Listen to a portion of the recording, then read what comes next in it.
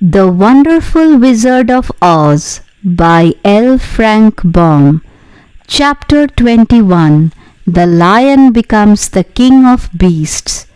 After climbing down from the China Wall, the travelers found themselves in a disagreeable country, full of bogs and marshes and covered with tall rank grass.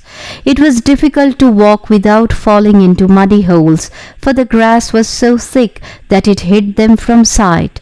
However, by carefully picking their way, they got safely along until they reached solid ground. But here the country seemed wilder than ever, and after a long and tiresome walk through the underbrush, they entered another forest where the trees were bigger and older than any they had ever seen. "This forest is perfectly delightful," declared the lion, looking around him with joy. "Never have I seen a more beautiful place." "It seems gloomy," said the Scarecrow. "Not a bit of it," answered the lion. "I should like to live here all my life. See how soft the dried leaves are under your feet, and how rich and green the moss is that clings to these old trees. Surely no wild beast could wish a pleasanter home."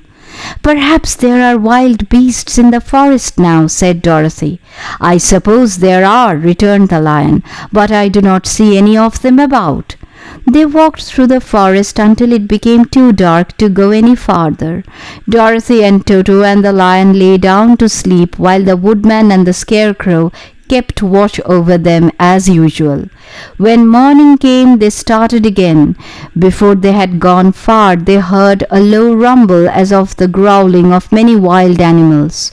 Toto whimpered a little, but none of the others was frightened, and they kept along the well-trodden path until they came to an opening in the wood in which were gathered hundreds of beasts of every variety.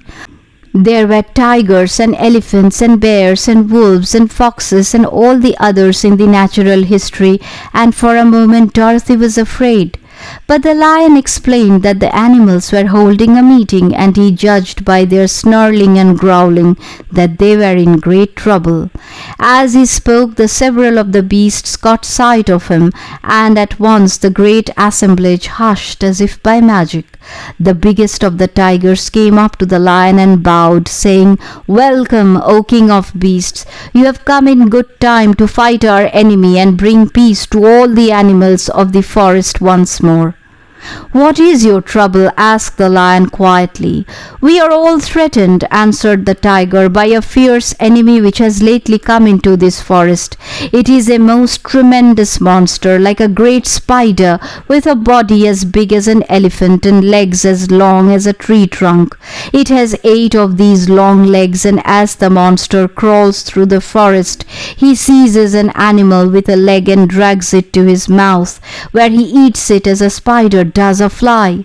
Not one of us is safe while this fierce creature is alive, and we had called a meeting to decide how to take care of ourselves when you came among us." The lion thought for a moment. "Are there any other lions in this forest?" he asked. "No, there were some, but the monster has eaten them all, and besides, there were none of them nearly so large and brave as you. If I put an end to your enemy, will you bow down to me and obey me as king of the forest?" inquired the lion. "We will do that gladly," returned the tiger, and all the other beasts roared with a mighty roar. "We will." "Where is this great spider of yours now?" asked the lion. "Yonder among the oak trees," said the tiger, pointing with his forefoot. "Take good care of these friends of mine," said the lion, "and I will go at once to fight the monster." He bade his comrades goodbye and marched proudly away to do battle with the enemy. The great spider was lying asleep when the lion found him, and it looked so ugly that its foe turned up his nose in disgust. Its legs were quite as long as the tiger had said, and its body covered with coarse black hair. It had a great mouth with a row of sharp teeth a foot long, but its head was joined to the pudgy body by a neck as slender as a wasp's waist. This gave the lion a hint of the best way to attack the creature, and as he knew it was easier to fight it asleep than awake, he gave a great spring and landed directly upon the monster's back. Then with one blow of his heavy paw, all armed with sharp claws, he knocked the spider's head from its body. Jumping down, he washed it until the long legs stopped wiggling, when he knew it was quite dead. The lion went back to the opening where the beasts of the forests were waiting for him and said proudly, "You need fear your enemy no longer." Then the beasts bowed down to the lion as their king, and he promised to come back and rule over them as soon as Dorothy was safely on her way to Kansas.